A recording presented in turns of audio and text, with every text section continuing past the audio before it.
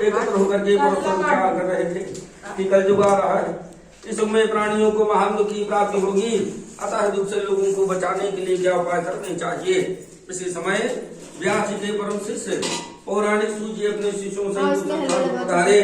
सूजी को देख करके ऋषि लोग खड़े हो गए, श्रद्धा पूर्वक उठ करके साष्टांग दंडवत किया। तत्पश्चात ऋषियों ने करके उनका यथोचित किया। उनसे कहा, हे भगवान, इस समय आपका नाम बहुत ही उत्तम हुआ है। हम लोग शोक सागर में डूब रहे थे, आपने नौका के समान हम लोगों का उद्धार करने के लिए पदार्पण किया है। यह प्रसन्नता का विषय। हे प्रभु, कराल के लोग कटा रहा है, धनुष के प्रकार से रक्षा होगी, चिंता संशय दुखी है। हे भगवान, व्रत अथवा करके जिस प्रकार से मनवांछित फल प्राप्त हो कृपा करके करिए। देखो ना, हम लोगों की इच्छा है।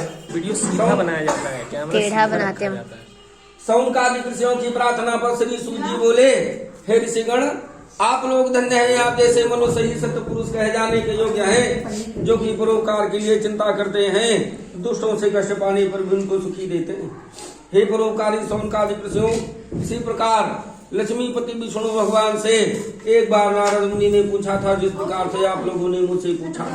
एक समय नारद मुनि परोपकार करने की इच्छा से नाना लोकों में भ्रमण करते हुए घूमते हुए समृद्ध लोक में आए। ततो दृष्टवा जना सर्वा नाना क्लेश समन्वितान नाना योनि समुत्पन्नान समानान कर्म भी।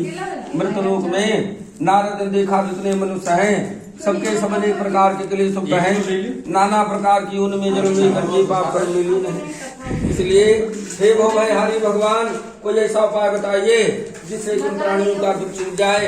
यदि आप मुझ पर कृपा रखते हैं तो कहिए, मैं सुनता हूँ।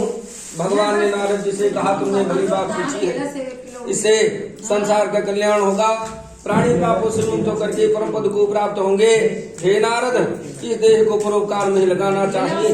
हे नारद, तुम्हारे स्नेह से कहता हूँ, कलयुग के लिए एक ऐसा उत्तम व्रत है जो कि महापुण्य को प्रदान करने वाला तथा स्वर्ग और पृथ्वी में दुर्लभ है।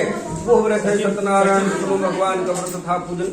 जो मनुष्य इस व्रत को धारण करेगा वह दुख से छूट जाएगा, सुख की प्राप्ति करेगा, अंत में मोक्ष को प्राप्त होगा।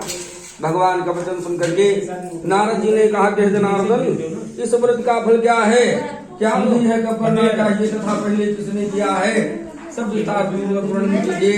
इस प्रकार नारद जी का वचन सुन करके भगवान बोले कि हे नारद, यह जो व्रत है समस्त दुख तथा शोक को नष्ट करने वाला, धन धान को बढ़ाने वाला। इसके अतिरिक्त यह व्रत सौभाग्य, संतान तथा सर्वत्र विजय प्राप्त कराने वाला है। किसी भी दिन यह व्रत भक्ति और श्रद्धा पूर्वक किया जा सकता है।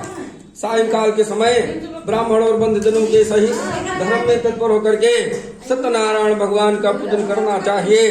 केले का फल, गौ का दूध, गेहूं का आटा जिसमें चीनी मिश्रित हो, उसके अभाव में चावल का आटा तथा शक्कर न मिले तो गुड़ मिला करके पंजीरी बनावे।